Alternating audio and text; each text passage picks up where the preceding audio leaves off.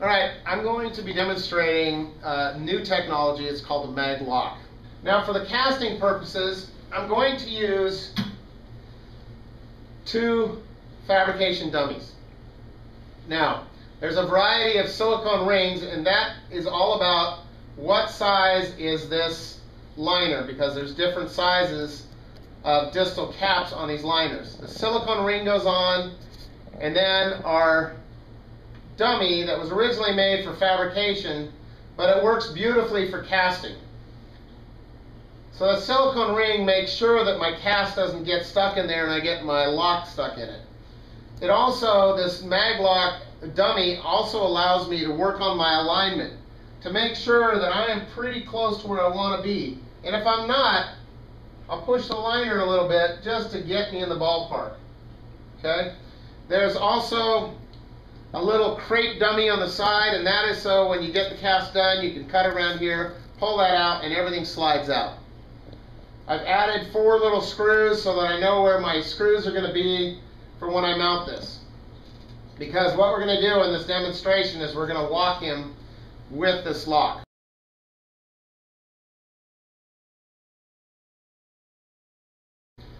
Okay, we're going to be taking this impression with C-form. C-form is a new material that we've developed. It's similar to fiberglass, and yet it's not at all. It's made out of primarily polyester. It's a tri-blend of materials, but it's about the weave that makes it really different and makes it conform. It's also about the resin. We've made this resin similar to plaster in the sense that it is tougher to get the plaster or the resin out of the roll. So when you dunk it, it takes like plaster. You got to work the water to the center. It's a water-activated urethane resin. It needs ample water because there's more resin than your standard fiberglass roll. Now, if you're taking a cast, on most liners they have a cloth interface. You need to put some sort of protection on there, protection being a saran wrap or something else, so that you're not getting the resin into the actual cast or into your liner. Now, I'm beefing up this because we're going to walk this cast. There we go. Now, he's a good sized guy, so we're going to add 2 rolls to this. Most people I can take a cast in 1 roll.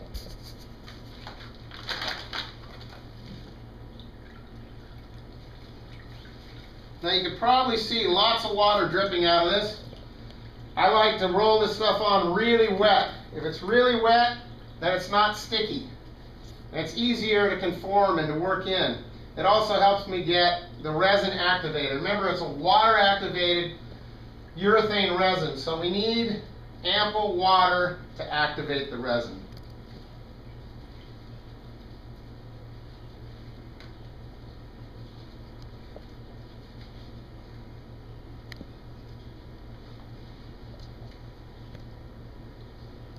So, I'm just trying to follow a little bit of my trim lines. I notice that how much I can make this do an S turn with this material. I also want this to be very strong, so I'm going to pull it extra tight down here in the bottom. Just bring it in. Okay. We try to get all those little screws to show up.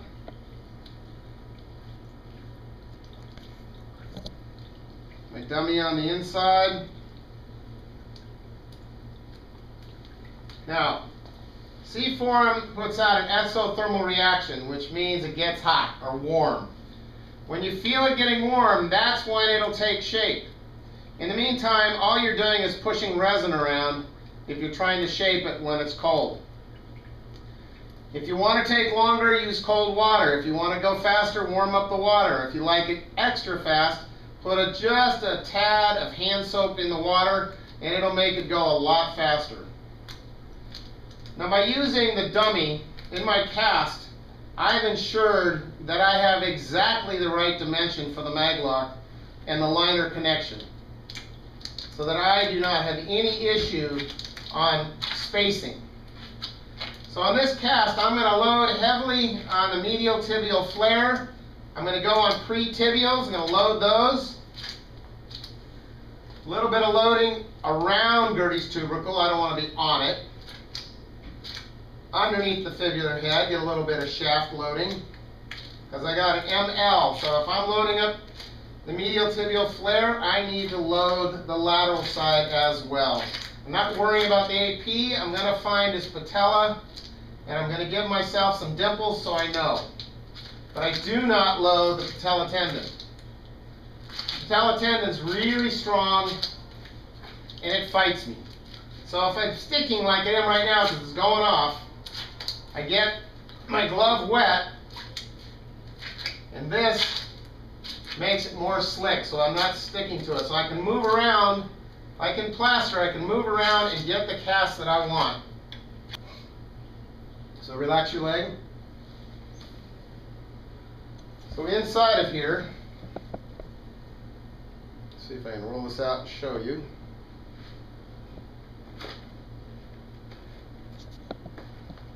Is the dummy. Now I could fill this right now and say, okay, we're good to go, and I could fill this up, and what I classically do is leave the dummy in there when I fill it. Or I can take the dummy out and also do it that way. If you're going to fill it and leave the dummy in, take the silicone out so that your model comes all the way out and has all that flare built into it for your laminating.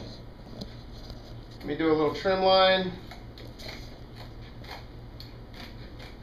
I'm going to go extra high because he's a big guy. I don't have any AP support in the socket, so I want to keep it extra high because of that. This can be done with a box cutter, and it can be done with a pair of scissors. So I got a really high posterior trim right now. That's okay. I'm not worried about sitting. What we're going to do is I'm going to set this up so we can put a MagLock in it and actually walk them in it. First thing we're going to do is we're going to cut off the little dummy on the side. So there's the dummy. So you pull the little foam dummy off the side, and it should be free to go. So now my little fabricating, this is for laminating, it's for casting, everything is free of the cast. And now inside the cast I have the impression for everything. My dimensions are exactly what I want. But when I fill the cast, I put the dummy back in, but you don't necessarily have to do that. Now I'm going to cut out the 4 holes. I'm going to mount a plate and actually mount up the MagLock. So next thing we'll see, this is going to have the MagLock in it. Alright, so this is the MagLock. Notice it has a little wire out here, and this has a push button. Now this button has little serrated edges, and you can cut it according to the height that you want, or how far you want to stick it out for your cosmetics or whatever. It has a finger screw that holds it in, and it pulls straight out. There's 2 electrode type things that are in here, and so it has to plug in. One's bigger than the other, so you have to be careful about which way you line that. And then finger tighten this. Do not put a pair of pliers on it. It doesn't need that much, it needs to hold the button down. So this slides through. We want to get the wire to come through the hole. I put this thing on the leg first. This is not for an active K3 patient. This was designed for the K2 patient who can't find a pin. A pin is mechanical locking mechanism. It's more secure. This was designed for the person that has a difficulty and can't handle a pin. But the first thing you do, and I'm going to bring this over the camera, is you listen for the sound of power being activated. Okay? So, the next thing you're going to hear is another beep. Now that beep tells me that the magnetic field is at full strength. When I hit the button, you're going to hear another beep.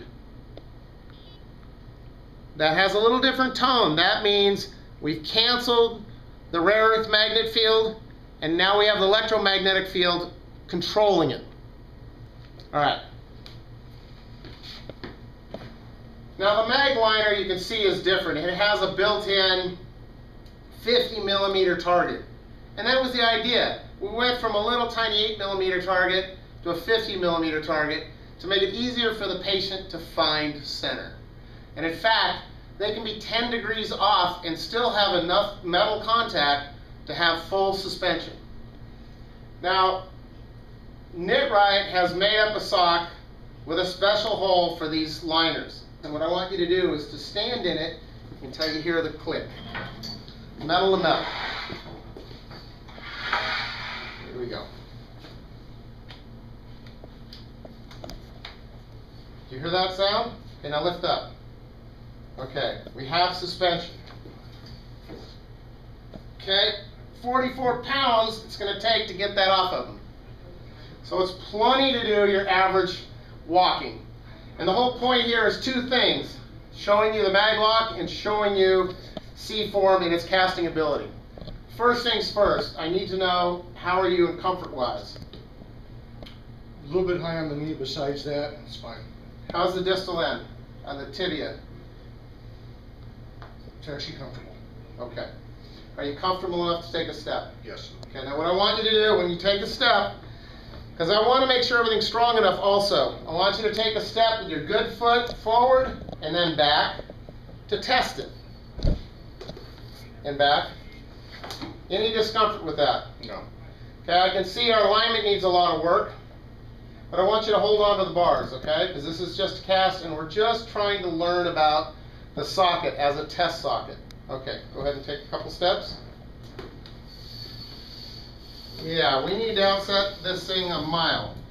But, how are we doing? How are we feeling? It's fine. Feel good? Yeah. Okay. So even with an incredibly inset foot, remember we didn't bench align, we didn't do anything we should have, we just slapped this together. We're okay. The MagLock is working fine with this. There's always something to do, and this is a test socket. This is where you learn. This is where you test things, find out. But idea here is that in your cast, you're taking an extra step. You're getting one more thing out of it. So go ahead and sit down. Push the button. Slides right out. Very easy.